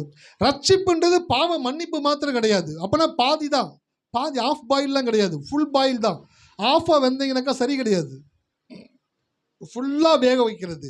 அப்படி ஃபுல்லாக வேக வைக்கிறது போல ரட்சிப்புன்ற வார்த்தைக்கு என்ன அர்த்தம் இருக்குதுங்க? Forgiveness and wellness. ஆங்கிலத்தில், தமிழில் சொல்லணும்னாக்க ரட்சிப்பு என்பது நித்திய மன்னிப்பும் நிரந்தர சுகத்தையும் தேவன் கொடுத்திருக்கிறார். ஹல்லேலூயா. கரங்களை தட்டி கர்த்தரை துதிப்போமா? நன்றி நன்றி நன்றி நன்றி நன்றி நன்றி நன்றி நன்றி நன்றி நன்றி நன்றி நன்றி நன்றி ஆண்டவரே. ஆண்டவரே, இந்த காரியங்களை என் மக்கள் புரிந்து கொள்ளக்கூடிய மனக்கண்களை அவர்களுக்கு திறந்து கொடுக்கும்படியாய் நான் செபிக்கிறேன் கர்த்தாவே. பவுல் செபித்தது போல இதை புரிந்து கொள்ளக்கூடிய மனக்கண்களை என் சபை மக்களுக்கு நீர் ஒவ்வொருவருக்கும் கொடுப்பீராக ஆண்டவரே. மன்னிக்கப்பட்டது எத்தனை உண்மையோ நாங்கள் சுகமாக்கப்பட்டதும் அத்தனை உண்மையாக இருக்கிறது. ஏசாயா 53:5 சொல்லுகிறது போல, 1 பேதுரு 2:24 சொல்லுகிறது போல, அவருடைய தழும்புகளினாலே குணமானேன், அவருடைய தழும்புகளினாலே நான் குணமானேன், அவருடைய தழும்புகளினாலே நான் குணமானேன் என்பதை ஒவ்வொரு நாளும் ஒரு விசுவாசி சொல்ல சொல்ல சொல்ல அவன் ஆரோக்கிய விரதத்தில் இருக்கிறான் என்று அர்த்தம். ஹல்லேலூயா. எத்தனை பேர் இருக்கீங்க? அப்ப இந்த ஆரோக்கிய விரதத்தில் இருக்கிறவர்கள் ஒரு நாளும் சாவு மரணம் என்ற வார்த்தையை அவளுடைய வாயிலே பயன்படுத்த. நசரேய விரதம் அப்படின்னு ஒரு விரதம் இருக்குது பைபிள்ல. அந்த விரதம் இருக்கிறவங்க 3 காரியங்களை செய்யக்கூடாது. 1, முடிய. ஆமா. 2வது, திராட்சை செடியிலிருந்து வரக்கூடிய எந்த ஒரு காரியத்தையுமே அவங்க என்ன பண்ணக்கூடாது? சாப்பிடவே கூடாது. 3வது, செத்து போன உடலை என்ன பண்ணக்கூடாது? சாப்பிடக்கூடாது, தொடவும் கூடாது. அது அப்பாவே இறந்தா கூட சரி, மற்றவங்க வந்து அடக்கம் பண்ணணும், தூரமாக இருந்தால் பார்க்கணும். ஏன்? அந்த விரதத்தினுடைய தன்மை. 3 காரியங்களை செய்யக்கூடாது. முடியை வெட்டக்கூடாது. 2வது, திராட்சை செடியிலிருந்து வருகிற எதையும் சாப்பிடக்கூடாது. 3வது, செத்த பிரேதத்துக்கிட்ட போகக்கூடாது, அது தொடக்கூடாது. இந்த 3 காரியங்கள் நஸ்ராய விரதத்தில் இருக்கிறதா? அந்த விரதத்தில் இருக்கிறவர்கள் அதை கடைப்பிடிக்க கடைப்பிடிக்க அந்த விரதத்தின் வல்லமை அவர்களுக்குள் அதிகரிக்கக்கூடியதாக இருக்குமா? நான் சொல்லுகிறேன், நஸ்ராய விரதத்தை தாண்டி இன்றைக்கு கடவுள் நமக்கு ஒரு விரதத்தை இருக்கும்படி சொல்லுகிறார். ஆரோக்கிய விரதம். ஹல்லேலூயா. எல்லாரும் சொல்லுங்களேன், ஆரோக்கிய விரதம். ஆரோக்கிய விரதம். அது எத்தனை நாள் நீங்க இருக்கணும்னாக்கா வாழ்நாள் முழுக்க இருக்கணும். எப்படிங்க? வாழ்நாள் முழுக்க இருக்கணும். வாழ்நாள் முழுக்க இருக்கணும்னாக்கா எப்படி இருக்கணும்? ஒவ்வொரு நொடியும் சொல்லிக்கிட்டே இருக்கணும். ஒவ்வொரு நொடியும் உங்களுடைய சிந்தனையில ஓடிக்கிட்டே இருக்கணும். நான் என் பாவங்களை இயேசு மன்னித்தது எத்தனை உண்மையோ அத்தனை உண்மை, அவருடைய தழும்புகளினாலே நான் சுகமாக இருக்கிறேன். ஹல்லேலூயா. அது என்னுடைய விரதம். யார் வந்து பேசினாலும் நான் சொல்ற பாருங்க, விரதத்தில் இருக்கிறவங்களை பிசாசு என்ன பண்ணுவானாக்க தீண்டி பார்ப்பான், சீண்டி பார்ப்பான், நோண்டி பார்ப்பான். ஹல்லேலூயா. விரதத்தில் இருக்கிறவங்களை பிசாசு என்ன பண்ணுவான்? சீண்டி பார்ப்பான், தீண்டி பார்ப்பான், நோண்டி பார்ப்பான். அவன் வேலையை என்ன தெரியுங்களா? மற்றவங்களாம் விட்டுருவான். விரதம் இருக்கிறாங்க பார்த்தீங்களா, அவங்க கிட்ட வந்து தான் வேலையை காமிச்சுக்கிட்டே இருப்பான். நான் சொன்னேன் பார்த்தீங்களா, மௌன விரதம்னு சொல்லிட்டு போகிறேன், அன்னைக்கு தான் அவ்வளோ பேஜாராக இருக்குது, அவ்வளோ பிரச்சனையாக இருக்குது.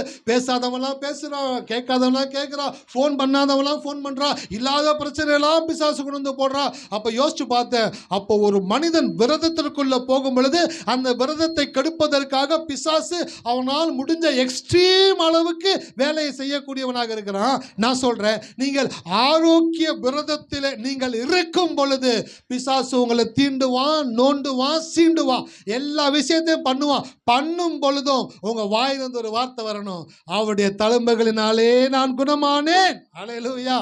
அவருடைய தழும்புகளினாலே நான் குணமானேன் சொல்லிக்கிட்டே இருக்கணும். சொல்ல சொல்ல அந்த ஆரோக்கியம் என்ற விரதம் உங்களுக்குள்ள ஆரோக்கியம் என்ற ஊற்றை ஊற செய்யக்கூடியதாக இருக்கிறது. ஊற்றுன்னு தெரியுங்களா?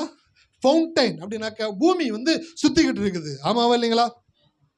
பூமி ஒரு வேகத்துல சுத்திக்கிட்டே இருக்குது. அந்த வேகத்துல சுத்தும் பொழுது இந்த பூமி சுத்துற வேகத்துக்கு பூமியில வந்து 79% தண்ணீரும் 21% நிலப்பரப்பு இருக்குன்னு சொல்றாங்க. ஸோ அந்த பூமி சுத்துற இந்த வேகத்திற்கு பூமியில பல இடங்கள்ல என்ன ஆகுதுனாக்கா தண்ணியினுடைய பரிமாற்றங்கள் கீழே நடந்துகிட்டே இருக்குது. பூமிக்கு கீழே நடக்கும் பொழுது சில இடங்கள்ல தண்ணீர் வந்து குவியலாக சேர்ந்து அதனுடைய சேனல் கரெக்டாக ஃபிக்ஸ் ஆயிடுச்சு அப்படின்னாக்க வாழ்நாள் முழுவதும் இந்த பூமி முடிகிற வரைக்கும் அந்த இடத்துல மட்டும் தண்ணி சுரந்துக்கிட்டே இருக்குமா. அதுக்கு பேர் தான் ஊற்றுன்னு சொல்றாங்க. ஹல்லேலூயா. அப்ப அந்த தண்ணி இருக்கிற ஊற்றிலிருந்து தண்ணீர் வந்து கொண்டே இருக்கிறது போல நான் சொல்லுகிறேன், ஆரோக்கிய விரதத்தில் நீங்கள் இருக்கும் பொழுது உங்களுக்குள்ள ஆரோக்கியம் என்ற ஊற்று ஊறிக்கொண்டே இருக்கும். எப்படி ஊறிக்கொண்டே இருக்கும்னாக்க, நீங்க அதை கற்பனை செய்யும் பொழுது, அதை வாயை திறந்து சொல்லும் பொழுது உங்களுக்குள்ள ஆரோக்கியத்தை தேவன் உண்டாக்கக்கூடியவராக இருக்கிறார். ஹல்லேலூயா. எத்தனை பேர் இருக்கிறீங்க? சரி, ஆரோக்கியம்னா என்ன? நிறைய பேர் என்ன நினச்சிக்கிறானாக்க, ஆரோக்கியம்னாக்க நோய் இல்லாமல் இருக்கிறது, வலி இல்லாமல் இருக்கிறது, அதுதான் வந்து ஆரோக்கியன்றாங்கிறாங்க. ஆரோக்கியன்றது உயிர், உடல், உள்ளம். எல்லாரும் சொல்லுங்களேன். ஆரோக்கியம் என்பது உயிர், உடல், உள்ளம். இது மூன்றிலும் சொல்லுங்க ஆரோக்கியமாக இருப்பதே. ஆமென். ஹல்லேலூயா. இனிமேல் ஃபியூச்சரில் நான் சொல்லும் போது நீங்கள் திருப்பி சொன்னீங்கன்னாக்கா, நான் ஆமேன்னு சொல்கிற வரைக்கும் சொல்லணும். எது வரைக்கும் சொல்லணும்? நான் என்ன ஆமேன்னு சொல்லலை. எது வரைக்கும் சொல்லணும்? ஆமீன்னு நான் சொல்கிற வரைக்கும் நீங்கள் சொல்லிக்கிட்டே இருக்கணும். ஏன்னாக்கா அதுதான் ஒரு பிரின்சிபலாக வச்சுக்கோங்க. அப்போ நான் சொல்கிறேன், ஆரோக்கியம் என்பது உயிர், உடல், உள்ளம் இவை அனைத்திலும் ஆரோக்கியமாக இருப்பதையே ஆரோக்கியம் என்று வேதம் சொல்லுகிறது. அதை தான் ஏசாயா எழுதுறாரு, அவருடைய தழும்புகளினாலே சுகமானீர்கள், குணமானீர்கள் என்று சொல்லுகிறார். அப்போ ஆரோக்கியம் என்பது வெறும் ஒரு சுகத்தை மாற்ற கொடுத்த வார்த்தை கிடையாது. அது ஒரு மனிதனுடைய கல்வியோடு சம்பந்தப்பட்டது, வேலையோடு சம்பந்தப்பட்டது, வருமானத்தோடு சம்பந்தப்பட்டது, சமாதானத்தோடு சம்பந்தப்பட்டது, சந்தோஷத்தோடு சம்பந்தப்பட்டது, குறைவில்லாத வாழ்க்கையோடு கூட சம்பந்தப்பட்டது. ஹல்லேலூயா. எத்தனை பேர் இருக்கீங்க? இப்போ நான் சொல்றேன், நீங்க இயேசுவின் தழும்புகளினாலே ஆரோக்கியமா இருக்கிறீங்க அப்படின்றத நான் சொல்றேன். அது நீங்களும் விசுவாசிக்கிறீங்க. அந்த விரதத்திற்குள்ள வந்த நீங்க வாழ்நாள் முழுவதும் ஒவ்வொரு நொடியும் உங்கள் வாயிலிருந்து ஒரு வார்த்தை வந்து கொண்டே இருக்க வேண்டும். நான் அவருடைய தழும்புகளினாலே சுகமாக இருக்கிறேன், நான் இயேசுடைய தழும்புகளினாலே குணமாக இருக்கிறேன். இந்த வார்த்தையை சொல்ல சொல்ல அந்த ஆரோக்கியம் என்ற ஊற்று உங்களுக்குள்ள ஊறிக்கொண்டே இருக்கக்கூடியதாக இருக்கிறது. அப்படி அந்த விரதத்தில் இருக்கும் பொழுது பிசாசு உங்கள் விரதத்தை கெடுப்பதற்காக, உங்க விரதத்தை முறிப்பதற்காக உங்ககிட்ட வந்து நிறைய விஷயங்களை கொண்டு போட்டுக்கிட்டே இருக்கான், ஆஃப்லோட் பண்ணிக்கிட்டே இருப்பான். அப்படி ஆஃப்லோட் பண்ணும் பொழுதெல்லாம் நீங்க சொல்லணும், நான் இயேசுவின் தழும்புகளினாலே சுகமாக இருக்கிறேன், நான் மன்னிக்கப்பட்டது எத்தனை உண்மையோ நான் சுகமாக இருக்கிறதும் அத்தனை உண்மை. எல்லாரும் சொல்லுங்களேன், நான் மன்னிக்கப்பட்டது எத்தனை உண்மையோ அத்தனை உண்மை, அவருடைய தழும்புகளினாலே நான் சுகமாக இருப்பது. ஆமென். சரி, ஓகே. இப்போ ஆரோக்கியன்றது எதோட சம்மந்தப்பட்டதுன்னா, கல்வியோடு சம்மந்தப்பட்டது, வேலையோடு, வருமானத்தோடு, சமாதானத்தோடு, மகிழ்ச்சியோடு சம்மந்தப்பட்டது, குறைவில்லாத வாழ்க்கையோடு சம்மந்தப்பட்டது ஆரோக்கியம். இப்போ உங்கள் வாழ்க்கையில் சில குறைகள் இருக்கும் பொழுது அது உங்களுடைய ஆரோக்கியத்தை பாதிக்கக்கூடியதாக இருக்கிறது. எத்தனை பேர் கவனிக்கிறீங்க? உங்கள் பிள்ளைங்க படிக்கிறாங்க, படிக்கும் பொழுது உங்கள் பிள்ளைங்க சரியாக படிக்கலை அப்படின்னு வச்சுக்கோங்களேன். சரியாக படிக்கலைன்னு சொன்ன உடனே எத்தனை பேரண்ட்ஸ் சந்தோஷப்படுவாங்க? நல்லதாக போச்சுப்பா, என் பிள்ளை படிக்கலை, எனக்கு வீட்டுக்கு கொஞ்சம் வேலைக்கு ஆள் தேவை, நான் போய் இன்னொரு ஆளை வேலைக்கு வைக்கிறதுக்கு என் பிள்ளையை நான் வேலைக்கு வச்சுக்கலாம் அப்படின்னு நினைப்பீங்களா? நினைக்க மாட்டீங்க. என்ன பண்ணுவீங்க? ஐயோ, இந்த பிள்ளை சரியாக படிக்க மாட்டேங்குதே, இந்த பிள்ளைக்கு கடவுள் ஞானத்தை கொடுக்கணும், படிக்கிறது மைண்டில் நிற்கணும், நல்லா படிக்கணும், நல்லா படித்தா தானே வாழ்க்கையில் முன்னேற முடியும், நல்லா படித்தா தானே நல்லா இருக்க முடியும். அப்போ அந்த குழந்தை நல்லா படிக்கலை அப்படின்னு சொன்ன உடனேயே அது உங்களுடைய எதை பாதிக்குது? அது உங்களுடைய ஆரோக்கியத்தை யோசிக்கிறீங்க. இந்த பிள்ளை இப்படியே போச்சுன்னா என்ன பண்ண போதும், இந்த பிள்ளை இப்படியே படித்தா என்ன பண்ண போதும், எப்படி பாஸ் ஆக போதும், எப்படி நல்ல வேலைக்கு போக போதும், எப்படி நல்ல எதிர்காலம் இருக்க பொழுதோ. ஒரு சின்ன குழந்தை படிக்கலைன்னு சொன்ன ஒரு விஷயம் அது உங்களுடைய ஆரோக்கியத்தை என்ன பண்ணக்கூடியதாக இருக்குது? பாதிக்கக்கூடியதாக இருக்குது. ஸோ நல்ல வேலை கிடைக்கல, ஒரு நல்ல வருமானம் கிடைக்கல, இல்லை வாழ்க்கையில் ஒரு குறையோடு கூட வாழ்ந்துக்கிட்டே இருக்கிறோம், ஒரு விஷயம் நடக்காமலே இருக்குது, அதோடையே நம்ம வாழ்க்கையை நகர்த்திக்கிட்டே போய்கிட்டே இருக்கிறோம். பார்த்தீங்களா? இது எல்லாம் உங்களை அறியாமலேயே உங்களை சுகவீனப்படுத்தக்கூடிய காரியமாக இருக்கிறது. ஹல்லேலூயா. அப்போ நான் சொல்கிறேன், 2 நாளுக்கு முன்னாடி ஸ்டேட்டஸ் போட்டேன், பெற்றோர்கள் தங்கள் பிள்ளைகளுக்கு கொடுக்கக்கூடிய மிகச்சிறந்த ஒன்று தியாகம் அல்ல, ஜெபம். என்னதுங்க? ஜெபம். தியாகம் அல்ல, ஜெபம். உங்க பிள்ளைங்களுக்கு நீங்க பரா இப்படிலாம் இருக்கிறேன்டா, அப்படிலாம் செய்யறேன்டா, இதெல்லாம் பண்ணுடா, உனக்காக செய்யறேன்டா, உனக்காக பண்ணுறேன்டா. நீங்க கடவுளை ஏற்றுக்கொண்டீங்கன்னா உங்க பிள்ளைங்க நல்லா தான் இருப்பாங்க. அது அவங்க விதி. என்னதுங்க? நீங்கள் கடவுளை ஏற்றுக்கொண்டா உங்கள் பிள்ளைங்க நல்லா தான் இருப்பாங்க. அது அவங்க மேலே வந்த விதி, அது ஒன்றும் மாற போகிறது கிடையாது. ஆனால் நீங்கள் உங்கள் பிள்ளைங்களுக்காக தியாகம் செய்கிறேன்னு சொல்கிறீங்க பார்த்தீங்களா, அந்த தியாகத்தை விட ரொம்ப முக்கியமானது நீங்கள் பிள்ளைகளுக்காக செய்யக்கூடிய ஜெபம். எத்தனை பெற்றோர்கள் உங்கள் பிள்ளைகளுக்காக ஜெபிக்கிறீங்க அப்படின்னு நான் கேட்க மாட்டேன். ஏன்னா நான் பிரசங்கிக்கும் பொழுது உங்களுக்கு புரிஞ்சிடும், ஓ ஜெபிக்கணும் போல. எத்தனை பேர் தினந்தோறும் பிள்ளைகளுக்காக ஜெபிக்கிறீங்க அப்படின்னு கேட்க மாட்டேன். ஏன்னா உங்களுக்கு தெரியும் தினந்தோறும் ஜெபிக்கணும்னு சொல்லிட்டு. நான் சொல்கிறேன், ஒரு நல்ல பெற்றோர் தங்கள் பிள்ளைகளுக்கு செய்யக்கூடிய மிகச்சிறந்த ஒன்று என்ன என்றால் அவர்களுக்காக தேவ சமூகத்தில் தினந்தோறும் ஜெபிப்பது. ஹல்லேலூயா. உங்களுடைய ஜெபத்தை விட உங்கள் பிள்ளைகளுக்கு சிறந்த ஒன்றை நீங்கள் கொடுத்துருவே, நீங்கள் சேர்த்து வைக்கிற சொத்து அழிஞ்சிரும். என்ன வேணாலும் பண்ணாலும் போயிடும். இளைய குமாரனுக்கு அப்பா என்ன பண்ணார், சொத்துல பாதியை கொடுத்தாரு. ஆனால் கொண்டு போய் என்ன பண்ணா, ஒன்றுமில்லாம ஆக்கிட்டான். அப்புறம் ஜெபிக்கிறாரு. அப்பா தினந்தோறும் வந்து பார்க்குறாரு அப்படின்னா என்ன அர்த்தம்? அட்டண்டன்ஸ் போடுறாரா? வரானா? வரல. வரானா? வரல. இல்லை, அவங்க அப்பாவுடைய மனம் தேவனிடத்தில் ஜெபிக்குது. கடவுளே, என் பிள்ளை என்னை விட்டு போயிட்டான், அவனுக்காக நான் எவ்வளவோ சேர்த்து வச்சேன், எல்லாத்தையும் வாங்கிட்டு போயிட்டான், அவன் நல்லா இருப்பானா நல்லா இல்லையான்னு தெரியல எனக்கு. இப்போ நான் ஜெபிக்கிறேன் ஆண்டவரே, என் பிள்ளை நல்லபடியாக என்கிட்ட வந்து சேரணும், என் பிள்ளையை நான் பார்க்கணும், என் கண்ணு மூடுறதுக்குள்ளே என் பிள்ளையை நான் பார்த்துடணும், என் பிள்ளை என்கிட்ட வந்து சேரணும், என் பிள்ளை எங்கே இருந்தாலும் அது நல்லா இருக்கணும், அது கஷ்டப்படக்கூடாதுன்ட்டு அப்பா ஜெபிக்க ஆரம்பிக்கிறாரு. எப்போ ஜெபிக்க ஆரம்பிக்கிறாரு? பையனுக்கு 25 வயசு முடிஞ்ச பிற்பாடு பையனுக்காக ஜெபிக்கிறாரு. ஆனால் இந்த அப்பா அந்த குழந்தை 1 வயசாக இருக்கும் போதே ஜெபிச்சிருந்தார் அப்படின்னாக்க 25 வருஷத்தில் அந்த குழந்தை சிறப்பான குழந்தையாக வந்திருக்கும். ஹல்லேலூயா. தாமஸ் ஆல்வா எடிசன் புத்தி சுவாதீனம் இல்லாமல் ரொம்ப ஆஃப் மைண்டடான ஒரு குழந்தையா பள்ளியிலிருந்து நிராகரிக்கப்பட்டு, இந்த பிள்ளைக்கு சொல்லிக் கொடுத்தா புரிய மாட்டேங்குது, டீச்சர்ஸ்லாம் டென்ஷன் ஆகுறாங்க, பசங்கள்லாம் சிரிக்கிறாங்க, ஒரு விஷயத்தை 10 தடவை சொல்ல வேண்டியதாக இருக்குது அப்படின்னு லெட்டர் எழுதி பிள்ளை கையில் கொடுத்து வீட்டுக்கு அனுப்பிச்சிட்டாங்க. உனக்கு இந்த ஸ்கூலில் வந்து உனக்கு சொல்லித்தர முடியாது பண்ணிட்டாங்க. ஆனால் அவங்க அம்மா தினந்தோறும் அந்த பிள்ளைக்காக ஜெபம் பண்ணாங்க. ஹல்லேலூயா. என்ன பண்ணாங்க? ஜெபம் பண்ணாங்க. ஆண்டவரே, என் பிள்ளை நிராகரிக்கப்பட்டது, என் பிள்ளை ஒதுக்கப்பட்டது, கல்வி இல்லாமல் என் பையன் வீட்டுக்கு வந்திருக்கிறான். நான் சொல்கிறேன், இவனை குறித்து அநேகர் படிக்கணும். ஹல்லேலூயா. இவனுக்கு படிப்பு இல்லைன்னு சொன்ன பள்ளியிலையும் கல்லூரியிலையும் இவனை குறித்து படிக்கக்கூடிய விதத்தில் என் பிள்ளையை நீர் உயர்த்தக்கூடியவராக இருக்கிறீர் என்று சொல்லி ஒரு தாயின் ஜெபம் அந்த மனிதனை மிகப்பெரிய கண்டுபிடிப்பாளனாய் மாற்றினது. இன்றைக்கும் உலகம் அவருடைய கண்டுபிடிப்புகள், அநேக கண்டுபிடிப்புகளை பயன்படுத்தி கொண்டிருக்கிறது. இன்றைக்கும் அவர் மரித்தும் இன்றைக்கும் நம்மளோடு பேசிக்கொண்டே இருக்கிறார். ஹல்லேலூயா. அவர் தாமஸ் ஆல்வா எடிசனை குறித்து பேசும் பொழுதெல்லாம் அவருக்கு பின்பக்கமாக அவருடைய தாயின் ஜெபம் அவரை தாங்கி பிடித்து கொண்டு இருந்தது. நான் சொல்லுகிறேன், உங்கள் பிள்ளைகளுக்காக நீங்கள் தினந்தோறும் தேவனுடைய சமூகத்தில் ஜெபம் பண்ணுங்க. உங்கள் பிள்ளைகளுடைய நல்வாழ்க்கைக்காக ஜெபம் பண்ணுங்க. கொஞ்ச நேரம் உங்கள் பிள்ளைகளுக்காக கர்த்தருடைய சமூகத்தில் உட்காருங்க. நான் சொல்கிறேன், அந்த இளைய குமாரன் வாழ்க்கையில் எல்லாவற்றையும் இழந்து பன்னிக்கு போடுற தவிடு கூட கிடைக்காம மரணத்தின் விளிம்பிலே நின்று கொண்டிருக்கும் பொழுது அவனை காப்பாற்றினது அந்த தகப்பனின் ஜெபம். ஹல்லேலூயா. அது பைபிளில் போடலை, அடிச்சு விடுறாரு. பத்தியா, நம்ம பைபிள் படிக்கலன்னு நினைக்கிறாருல ஊழியக்காரு, அடிச்சு விடுறாரு. அவங்க அப்பா ஜெபம் பண்ணார். எங்கே போட்டிருக்கு?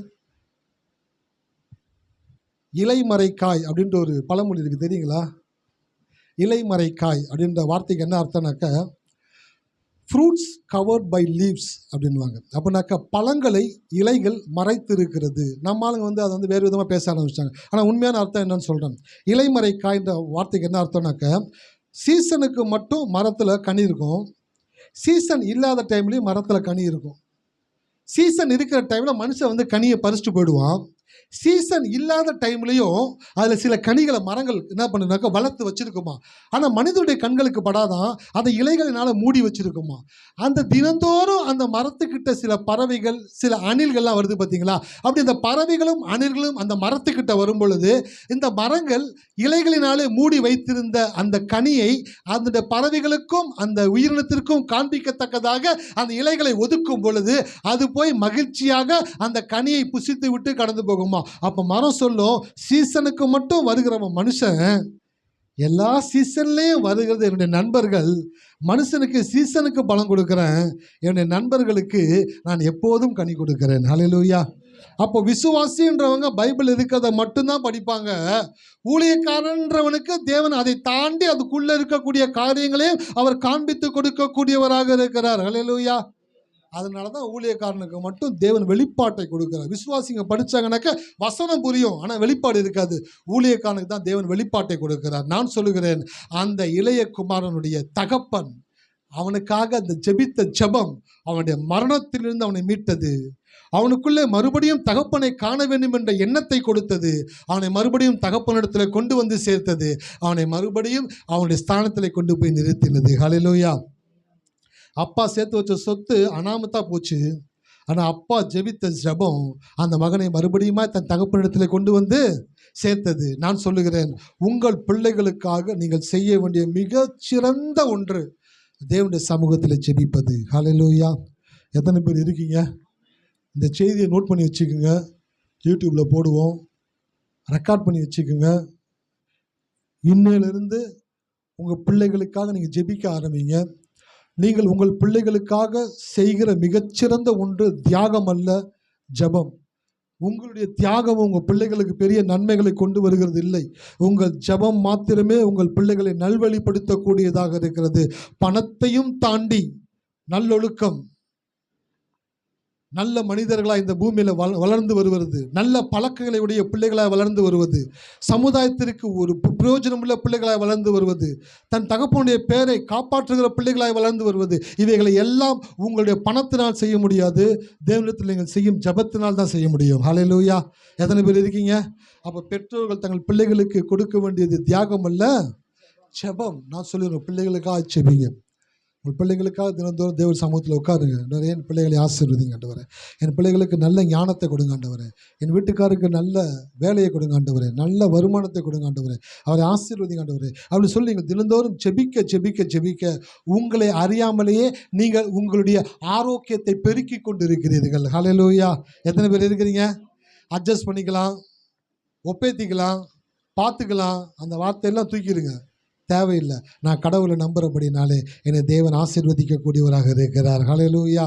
அப்போ ஆரோக்கிய விரதம் நீங்கள் இருக்கும் பொழுது நீங்கள் ஆரோக்கியத்தில் இருந்து கொண்டே இருப்பீர்கள். நான் சொல்கிறேன், உங்கள் பக்கத்தில் யாராச்சும் உடம்பு சரியில்லாமல் இருந்தால் கூட தைரியமாக போங்க. தைரியமாக போய் அவங்களுக்காக ஜெபம் பண்ணுங்க. ஆண்டவரே, எனக்குள் இருக்கிற அந்த ஜீவ ஊற்று, அந்த ஆரோக்கியம் என்னும் நதி எனக்குள்ளிருந்து வெளியிலே வந்து இவர்களை ஆரோக்கியமாக்க வேண்டுமா ஜெபிக்கிறேன் ஆண்டவர் என்று சொல்லி ஒரு சாதாரண ஜெபத்தை பண்ணிட்டு வந்துடுங்க. நீங்கள் செய்கிற ஜெபம் மிக சாதாரணமாக இருக்கலாம், ஆனால் நீங்கள் ஜெபித்த தேவன் அசாதாரணமானவராக இருந்து அவருடைய வாழ்க்கையில் நன்மை செய்யக்கூடியவராக இருக்கிறார். ஹல்லேலூயா. எத்தனை பேர் இருக்கிறீங்க? அப்போ நான் சொல்கிறேன், மன்னிப்பை எத்தனை உண்மையோ அத்தனை உண்மை, ஆரோக்கியமும் அத்தனை உண்மையே. நீங்கள் மன்னிப்பை நம்பினால் நீங்கள் ஆரோக்கியத்தையும் நம்பித்தான் ஆக வேண்டும். அது உங்களுக்கு உரியது. உங்களுக்காக இயேசு சிலுவையில் ரத்தம் சிந்தும் பொழுது பாவ மன்னிப்பையும் அவருடைய தழும்புகளினாலே தெய்வீக சுகத்தையும் உங்களுக்கு தேவன் கொடுத்திருக்கிறார். இதை ரெண்டையும் நம்புங்க, இதை விசுவாசிங்க. இது உங்களுக்கு உரியது. நீங்கள் இன்னும் அதிக ஆரோக்கியமாக இருக்க வேண்டும் என்று தேவன் விரும்புகிறார். தொடர்ந்து அடுத்த வாரம் உங்களிடத்தில் நான் கடவுளுடைய வார்த்தையை பகிர்ந்து கொள்ளுகிறேன். கண்களை மூடுவோம். நன்றி செலுத்துகிறான் தாவ. ஓ நன்றி தகப்பனே, உடைய அற்புதமான வார்த்தைகளுக்காய் நன்றி சொல்லுகிறோம். Thank you for a wonderful word Lord. மன்னிப்பு எத்தனை உண்மையோ சுகம் அத்தனை உண்மை ஆண்டவரே. நாங்கள் மன்னிப்பை நம்பி சுகத்தை நம்பவில்லை என்றால் நாங்கள் சுகத்தை சந்தேகப்படுகிறோம் என்று அர்த்தம் ஆண்டவரே. இயேசு கிறிஸ்துவின் ரத்தம் சகல பாவங்களையும் நீக்கி எங்களை சுத்திகரித்தது எத்தனை உண்மையோ அத்தனை உண்மை. அவருடைய தழும்புகளினாலே நாங்கள் பூர்ண சுகமாவோடு இருக்கிறோம் என்பதும் அத்தனை உண்மையாக இருக்கிறபடியினாலே நாங்கள் ஆரோக்கியத்திற்கு சொந்தமான ஜாதி. ஆரோக்கியம் எங்களுக்கு உரியது கர்த்தாவே. நாங்கள் ஆரோக்கியமாகத்தான் இருப்போம். வியாதி எங்களை அணுகுவது இல்லை, சுகவீனம் எங்களை அணுகுவது இல்லை, நோய் எங்களை அணுகுவது இல்லை. அப்படிப்பட்ட காரியங்களுக்குள்ளே இருக்குமானால் இந்த வேளையிலேயே இந்த நேரத்திலேயே நெருப்பில் பட்ட நூல் போல அறுத்து போகட்டும் கர்த்தாவே.